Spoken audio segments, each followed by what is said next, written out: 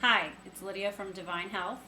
I'm here today to talk to you about things that I have rolling around in my brain about health, about food, about basically how to navigate through choosing healthy foods in this modern day.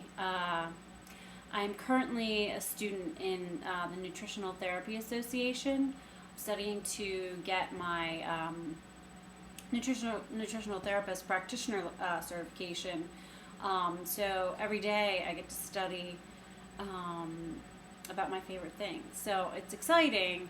I also just have a lot of things come to mind that I'd like to talk about, and I don't have time to write posts anymore. So I figured I'd just pop on here and share some things. What I've noticed is I feel like people don't really know where to start when it comes to trying to take on a healthy lifestyle with food. I've been asking people, what's your biggest struggle? And a lot of it has, it's money and time, but a lot of people don't really know really what's quite right anymore. I mean, we've gotten such skewed ideas of what healthy food is and what nutrition is. And basically, I'm just going to boil it down for you. Eat real food. If your great-great-grandmother didn't recognize it as food, it's probably not something you should eat. If it didn't walk the earth or come from a tree or grow from the ground or swim the sea, hey, you probably don't want to eat it. And when you think about that for just a second, it basically boils down to nature knows best. And real food is identifiable. And it'll rot and it will go bad. So a lot of the food that's out there isn't really food. We've got shelves lined with processed stuff that will last forever. It won't go bad. What's it going to do inside your body? I mean, really, if we think about it for just a second, if it's not going to go bad on the shelf, what's going to happen when it gets in your body? I don't know. That alone makes me, it just kind of makes me think, yeah, that's not a good thing. One of the things that I've been thinking about a lot lately is how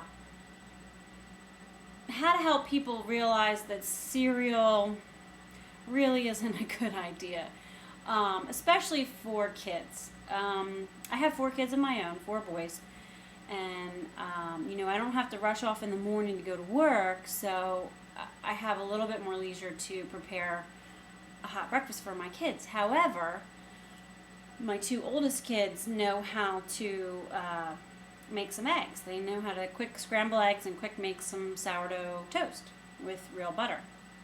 And what I want to propose is, if the issue of eating healthy and eating food that's nutritious comes down to convenience and time and money, let's go on a little evaluation here.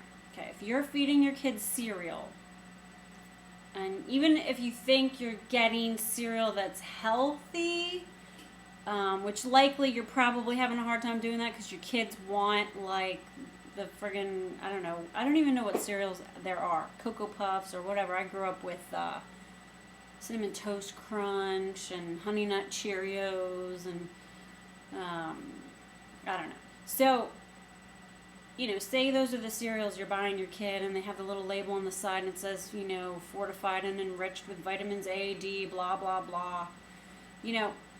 Those are synthetic vitamins that when you have a real whole food, the vitamins that are present all work in tandem, and the nutrients and the things that are in the real food, they work in tandem. When you just throw a bunch of vitamins into a food, it's kind of like shooting it in the dark. It doesn't really make a lot of sense. So you've got these packaged cereals that are made in a factory. They're processed through machinery and equipment that has these high temperatures, and these things are in it to preserve it so that when it's sitting on the shelf for God knows how long, it's not going to go bad. Real food will go bad. It has to.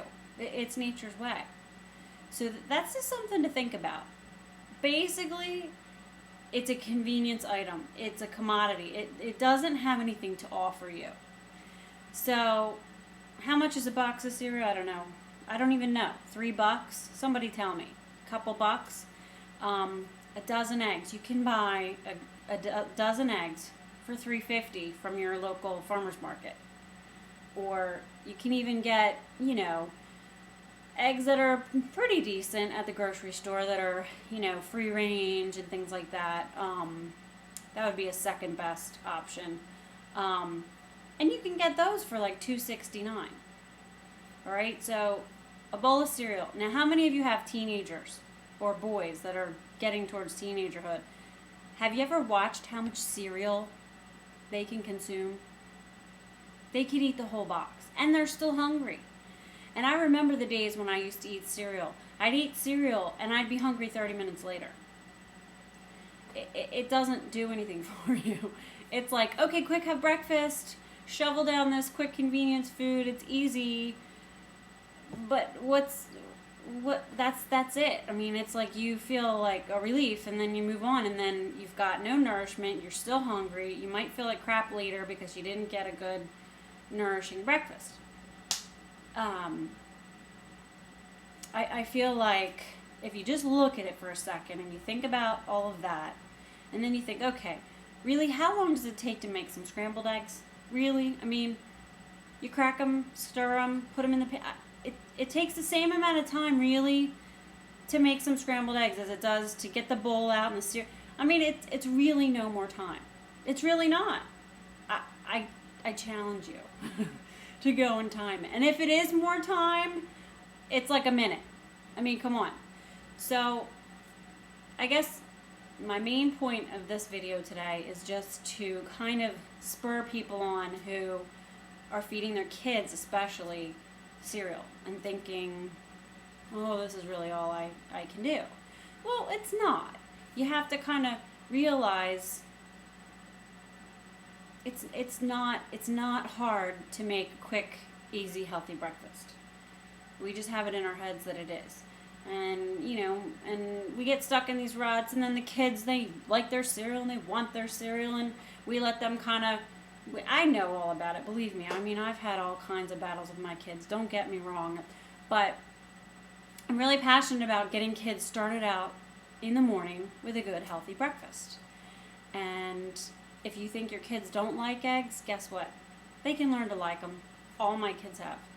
I have one child right now who will fight me a little, but he's getting there. So, hey, I just encourage you to just think about this a little bit more and realize,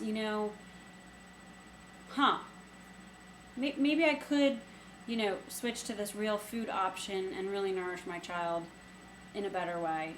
And hey, eggs isn't the only thing. It's just one example, and it's really an affordable option. It's an affordable protein. It's easy to get the best quality, I think, and get all those amazing vitamins and good healthy fats and omega-3s into your body, which will nourish your brain and your growing child. And so, hey, that's just my bit for today. I just felt really inclined to share and encourage people to get out there and think about the choices they're making and maybe try something new.